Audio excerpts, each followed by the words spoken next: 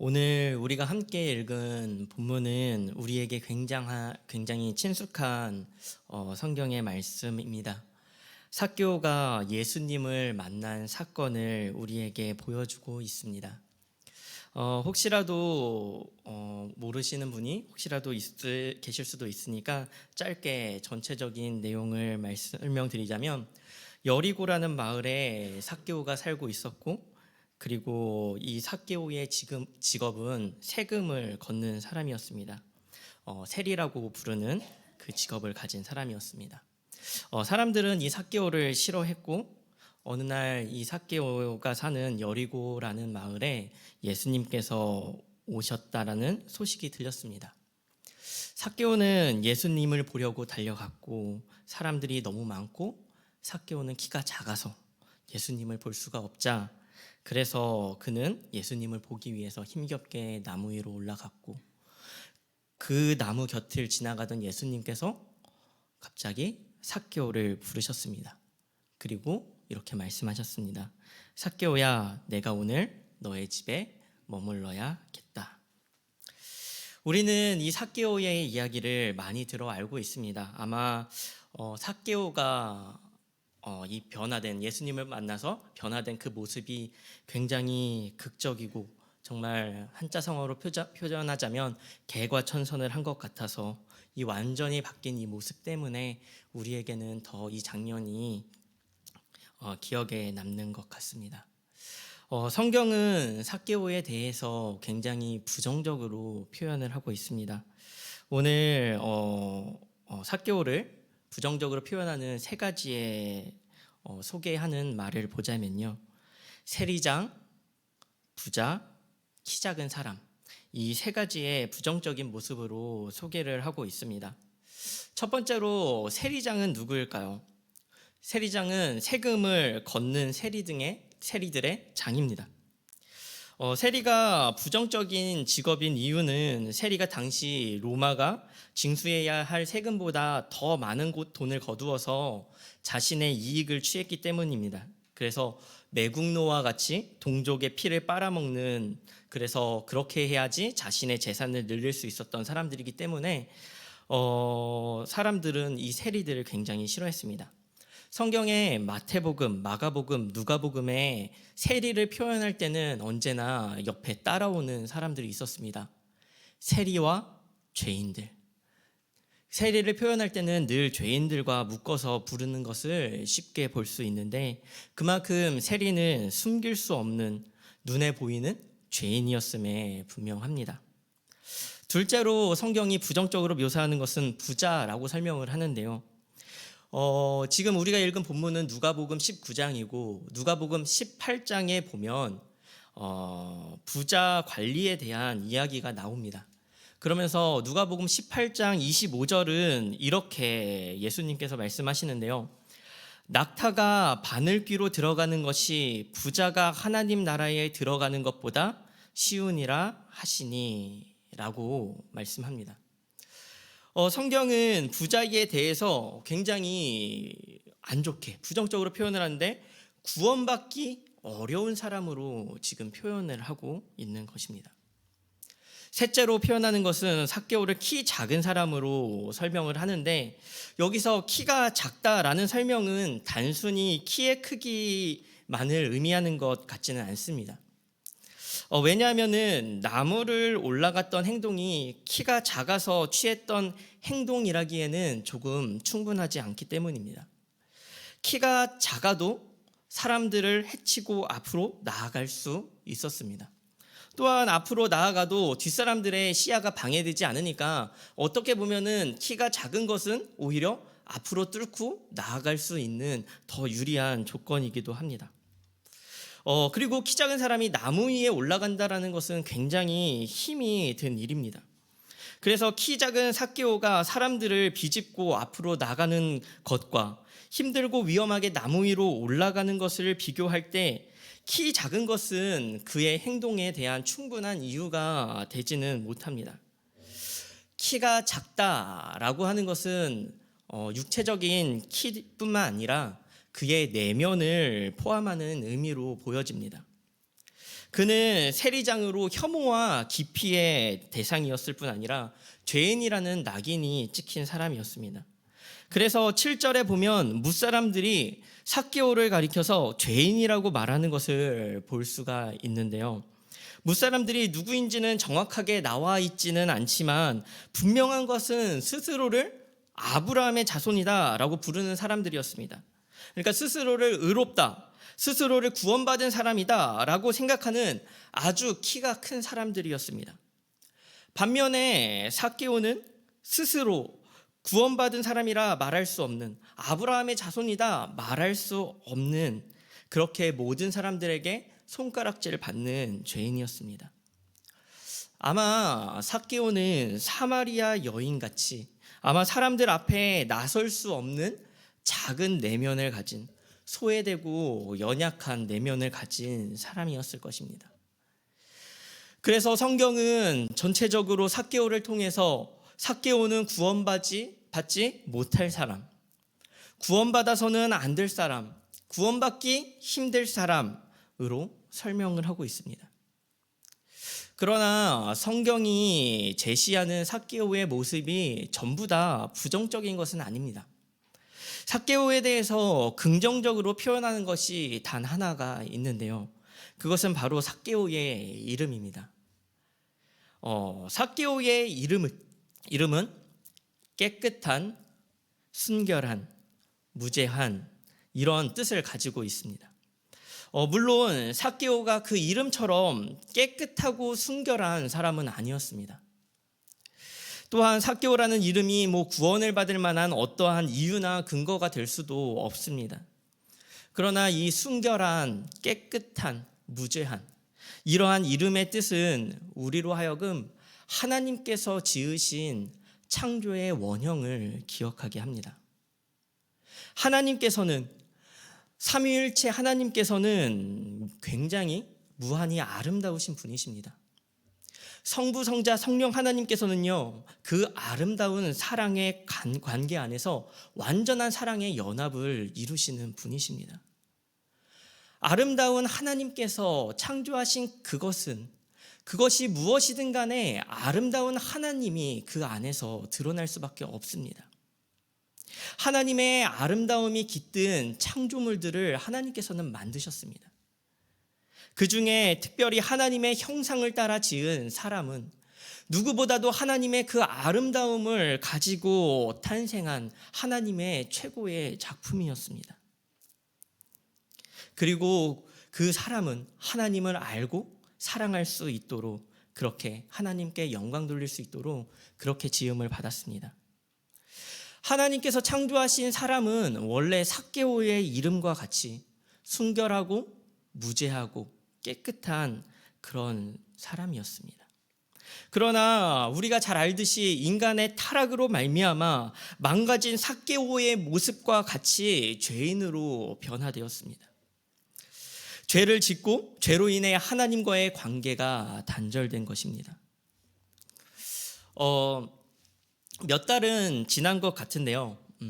담임 목사님께서 한 번은 이렇게 자녀 양육을 위한 노하우를 하나 알려주셨습니다. 그것은 어렵지 않습니다.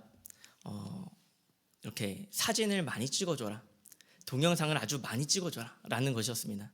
그래서 저희 딸이 이제 지금 4살인데요. 굉장히 이제 지금 목사님의 말씀을 이렇게 순종해서 사진도 많이 찍어주고 동영상도 많이 찍어주고 있습니다. 그런데 이제 왜 이렇게 찍어주라고 했는지 그 이유가 굉장히 현실적인데요. 왜냐하면 나중에 사춘기가 돼서 아주 말 안 들을 때 이 사진을 보아야 한다는 것입니다. 그래야 속 썩일 때 이 영상을 보면서 참을 수 있다.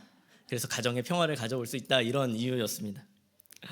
근데 삭개오의 그 모습이 우리의 모습과 마찬가지인 것 같습니다. 삭개오의 모습은 굉장히 죄인이고, 누가 뭐래도 구원받지 못할 죄인이고 구원받기 힘든 죄인입니다. 그러나 예수님께서는 삭개오의 모습 중에 기억하는 모습이 있으셨습니다. 그것은 삭개오가 어떤 것을 잘해서가 아니라 삭개오가 가지고 있는 본연의 순결하고 깨끗한 하나님께서 창조하신 그 모습인 것입니다. 사실 이것은 삭개오에 대한 것만이 아니라 우리에 대한 것이기도 한 것 같습니다. 우리의 삶이, 우리의 모습이 죄인이고, 그렇지만 하나님께 구원받지 못할 만한 죄인이고 구원받기 힘든 죄인임에 분명하지만, 그럼에도 불구하고 하나님의 은혜를 받을 수 있고 하나님께서 우리에게 찾아오시는 그 은혜가 주어지는 게 있다면, 그것은 어쩌면 그것은 우리에게 있는 것이 아니라 하나님께서 우리를 원래 그렇게 만드셨기에, 순결하고 깨끗하게 만드셨기에 그 모습을 기억하사 우리로 하여금 다시 그 모습대로 회복시키기 위해 우리를 찾아오시는 게 아닌가 하는 것입니다. 죄인인 삭개오는 그 마음속에 한 가지의 열망이 있었습니다. 그것은 무엇이냐면 바로 예수님을 만나고 싶다고 하는 그 열망이었습니다. 삭개오가 나무 위로 올라간 것은 어떠한 결과를 바라고 한 행동이 아니었습니다. 본문의 4절은 이렇게 말씀하고 있습니다. 앞으로 달려가서 보기 위하여 돌 무화과 나무에 올라가니 이는 예수께서 그리로 지나가시게 되밀어라. 삭개오가 돌 무화과 나무에 올라간 이유는 단순히 보기 위하여 올라갔다고 말씀하고 있는 겁니다. 예수님을 보기 위해 모든 불편을 감수하고 돌 무화과 나무로 올라갔습니다. 그러나 그것이 그가 할 수 있는 전부였습니다. 하나님을 알 수 있는 지성이 어두워져서 예수님이 하나님의 아들이시라는 것을 삭개오는 전부 깨달을 수 없었고, 죄의 문제도 해결할 수 없는 것이 삭개오의 한계였습니다. 삭개오가 할 수 있었던 것은 그저 예수님을 보러 가는 것, 거기까지였습니다. 삭개오는 자신의 스스로 어떠한 문제도 해결할 수 없지만, 그 삭개오가 예수님을 찾아간 것이 아니라 결국 예수님께서 삭개오를 찾아오셨습니다. 소망 없는 삭개오에게 그의 삶에 예수님께서 찾아오셨습니다. 그리고 말씀하셨습니다. 속히 내려오라. 내가 오늘 내 집에 유하여야 하겠다. 예수님의 오심은 삭개오로 하여금 눈먼 지성을 회복하였고 믿음을 주시고 삶을 변화시키셨습니다. 예수님이 하나님의 아들이시라는 것을 깨닫게 된 것입니다. 성경에 나타난 삭개오의 변화는 3가지인데요. 오늘 그 삭개오의 변화된 모습을 통해서 예수님을 만난 성도가 어떠한 변화된 삶을 살아야 하는지를 깨닫게 합니다. 그 3가지를 함께 나누고자 하는데요. 첫 번째는 회개하는 삶을 살아야 한다는 것입니다. 회개가 무엇입니까? 회개는 자신의 죄를 슬퍼하는 것이 다가 아닙니다. 죄에서 돌이키는 것까지가 회개입니다. 삭개오는 예수님을 만남으로 인해서 굉장히 즐거워했습니다. 누가복음 19장 6절은 이렇게 기록하고 있습니다. 급히 내려와 즐거워하며 영접하거늘. 삭개오는 거기서 멈추지 않고 자신의 잘못을 돌이키기 시작했습니다. 삭개오는 세리로서 누군가를 속여서 빼앗는 죄를 지어왔는데, 그것에 대해 8절에 이렇게 말씀하고 있습니다. 8절 우리가 함께 같이 읽었으면 좋겠습니다. 다 함께 읽도록 하겠습니다. 삭개오가 서서 주께 여짜오되 주여 보시옵소서, 내 소유의 절반을 가난한 자들에게 주겠사오며 만일 누구의 것을 속여 빼앗은 일이 있으면 내 갑절이나 갚겠나이다. 삭개오는 누구의 것을 속여 빼앗는 일이 있으면 내 갑절이나 갚겠나이다 라고 단호하게 죄로부터 돌아섭니다. 우리는 죄에 대하여 즉각적으로 돌아서는 삶을 살아야 합니다. 자신에게 있는 죄의 본성을 없애고 매일매일 말씀으로 새로워져야 합니다. 이러한 삶은 하나님이 누구신지를 깨닫고 하나님을 더욱 사랑하도록 합니다. 또한 우리의 영혼을 하나님께서 창조하신 목적에 따라 본래의 순결함과 깨끗함으로 살아가도록 합니다. 사실 삭개오의 결단은 조금 과해 보이기도 합니다. 율법에 따르면 부당하게 취한 이득의 5분의 1을 더하여 주는 것이 일반적인 것입니다. 그런데 삭개오의 결단은 이 율법보다 20배, 내갑절이라 그랬으니 20배나 강한 결단입니다. 이러한 강한 결단은 죄에서 돌아섰을 뿐 아니라 오히려 죄를 미워하고 있는 그러한 행동처럼 보여집니다. 삭개오가 어떻게 갑자기 이렇게 죄를 미워할 수 있게 된 것일까요? 그것은 예수 그리스도를 통하여 회복된 영혼이 하나님을 사랑하게 되었기 때문입니다. 사랑은 사실 우리가 사랑한다라고 표현을 하지만 사랑은요, 끊임없이 무언가 관계를 맺으려고 하는 그러한 마음의 상태를 의미합니다. 그러니까 사랑하면 계속 보고 싶고 계속 말하고 싶고 계속 알아가고 싶고 하는 이러한 지속적인 상태를 의미하는 겁니다. 그러니 하나님을 사랑하는 자는 하나님의 뜻을 깨닫고 끊임없이 하나님의 말씀에 비추어서 자신의 삶을 돌아보려고 하는 것입니다. 하나님을 사랑하는 자는 이렇게 계속 돌아보니 죄는 하나님의 말씀과 멀어지게 하고 하나님과 멀어지게 하는 그러한 것이니 이 죄를 미워할 수밖에 없는 것입니다. 하나님은 죄인은 고쳐 씻으시지만 죄는 버리시지 않습니까? 죄를 버리시는 하나님을 사랑한다면 이 죄를 미워할 수밖에 없게 되는 것입니다. 우리의 회개는 날마다 하나님을 깨닫고 사랑하는 데까지 나아가야 하는 것입니다. 둘째로 삭개오는 사랑을 베푸는 삶을 살았습니다. 삭개오는 소유의 절반을 가난한 자에게 나누어 주겠다라고 고백을 합니다. 삭개오가 베풀겠다고 다짐한 대상이 누구입니까? 그는 가난한 자들입니다. 그들은 얼마 전까지만 해도 착취의 대상이었습니다. 그러나 예수님을 만난 후 회복된 영혼은 가난한 자들을 불쌍히 여기고 긍휼히 여기는 마음을 갖게 하였습니다. 하나님을 사랑하는 사람은 다른 사람을 사랑할 수밖에 없습니다. 하나님을 사랑하는 사람은 다른 사람을 사랑할 수밖에 없어요. 왜냐하면 그것은 두 가지 이유인데 하나님의 성품이 사랑이시기 때문입니다.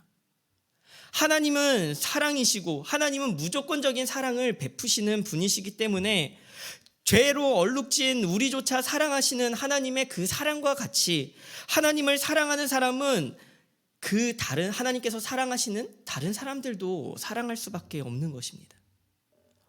둘째 이유가 있다면 하나님의 형상을 지녔기에 사랑을 하는 것입니다.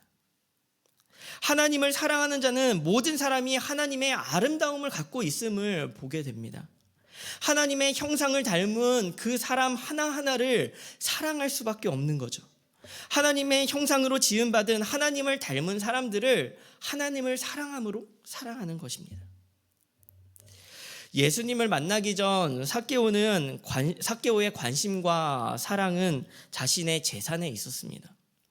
그는 가난한 자를 사랑하지 않았고 오히려 착취를 했습니다. 그러나 예수님을 만난 삭개오의 삶은 하나님의 사랑을 지니게 되었습니다. 그의 사랑은 하나님의 사랑과 닮았고 그리고 그 닮은 사랑을 베풀었습니다. 우리는 우리의 사랑이 어디를 향하는지 보아야 합니다. 하나님의 말씀보다 부끄럽게 취하는 이득이 더 소중하다면 우리는 과감히 돌아서야 하는 것입니다. 우리가 하나님의 형상인 누구를 미워한다면 우리는 사랑 그 자체이신 하나님에게 더 가까이 가야 할 때입니다. 셋째로 정체성의 회복을 하게 됩니다. 예수님께서는 삭개오를 향해 이렇게 말씀하십니다. 이 사람도 아브라함의 자손이미로다. 예수님을 만나기 전 삭개오는 혈통으로 이미 사실 아브라함의 자손이었습니다. 그러나 그는 죄인이기에 아브라함의 자손이라는 말을 하지 못했습니다. 사람들의 눈을 피해서 나무 위로 도망치듯 올라가야만 했던 작은 사람이었습니다. 그러나 예수님을 만난 후 그는 무사람들 앞에서 자신 있게 이야기하는 사람으로 변화되었습니다. 이제 그는 죄로부터 돌아섰을 뿐 아니라 하나님의 사랑을 지닌 사람이 되었습니다. 아브라함의 자손답지 않게 살았던 삭개오가 말로만 아브라함의 자손이라 외치는 무사람들 앞에서 예수님을 향해 고백하는 모습은 진짜 아브라함의 자손이 누구인지를 깨닫게 합니다. 오늘날 교회는 많은 사람들에게 손가락질을 당하고 있습니다. 그리고 교회는 이러한 사회적 평판에서 벗어나고자 노력을 하고 있습니다. 만약에 이 현대에 삭개오가 존재한다면, 우리의 주변에 이 삭개오와 같은 사람이 존재한다면 무성도들은 그를 부끄럽게 여기고 수치스럽게 여길 것임에 분명합니다. 삭개오의 과거는 부끄러운 것임에 틀림이 없고 기존의 잣대는 그를 따라다닐 수밖에 없기 때문입니다. 그럼에도 불구하고 삭개오의 고백이 의미가 있으며 이 시대에 반드시 필요합니다. 삭개오의 고백은 진실된 회개의 고백이었고 하나님을 사랑하는 자의 고백이었기 때문입니다. 무사람들이 삭개오의 과거를 판단했지만 아무도 삭개오처럼 고백할 수가 없었습니다. 그의 고백은 단순한 말이나 처세술로는 따라갈 수 없는 그러한 무거운 것이었습니다. 삭개오는 아브라함의 자손이라는 정체성을 회복하였고 그의 외침은 존재의 울림이었습니다. 이 시대에 교회가 가져야 할 진정한 회복은 단순한 이미지의 변화가 아니라 성도가 하나님의 성품을 닮아가는 것입니다. 세상과 구별되는 정체성을 회복하고 그리고 세상이 흉내낼 수 없는 존재의 울림을 가져야 하는 것입니다. 삭개오와 같이 당당히 선포하고 그의 삶이 그것을 변증하듯이 우리의 삶이 그것을 예수 그리스도의 사랑을 당당히 고백하고 우리의 삶을 통해서 변증해야 할 것입니다. 말씀을 마무리하고자 합니다. 삭개오는 스스로 해결할 수 없는 죄의 굴레를 예수님을 만남으로 인해서 해결하였습니다. 그리고 그는 고백을 통해 신자의 삶이 어떠해야 하는지 알려주었습니다. 회개하는 삶을 살아야 하며 사랑의 삶을 살아야 하고 정체성을 회복하고 그에 걸맞는 삶을 살아내며 삭개오와 같이 선포해야 할 것입니다. 하지만 우리는 먼저 이 일의 시작을 기억해야 합니다. 하나님은 자신의 형상을 닮은 깨끗하고 순수한 창조의 원형을 회복하기를 계획하셨고 그리고 예수님께서 그에게 친히 찾아오셨으며 성령님께서 그의 영혼을 회복시키셨습니다. 이 일의 시작은 오로지 하나님으로부터 시작하는 것입니다. 본문의 10절은 이렇게 기록합니다. 인자가 온 것은 잃어버린 자를 찾아 구원하려 함이니라. 예수님은 오늘도 우리를 찾아오십니다. 우리가 잃어버린 하나님의 자녀, 아브라함의 자손이라고 하는 정체성을 회복시켜 주십니다. 삭개오와 닮은 우리는 구원받지 못할 죄인입니다. 그러나 삭개오에게 찾아가신 주님은 오늘도 우리를 찾으십니다. 그렇게 우리에게 지닌 우리의 창조의 원형을 회복하시길 원하십니다. 우리는 오직 그분의 은혜만을 구해야 하고 그의 은혜만을 갈망하며 세상이 흉내낼 수 없는 참다운 고백을 하며 참다운 그리스도의 삶을 살아가야 합니다. 그렇게 살아가시는 우리 모든 성도님들이 되시기를 간절히 소망합니다.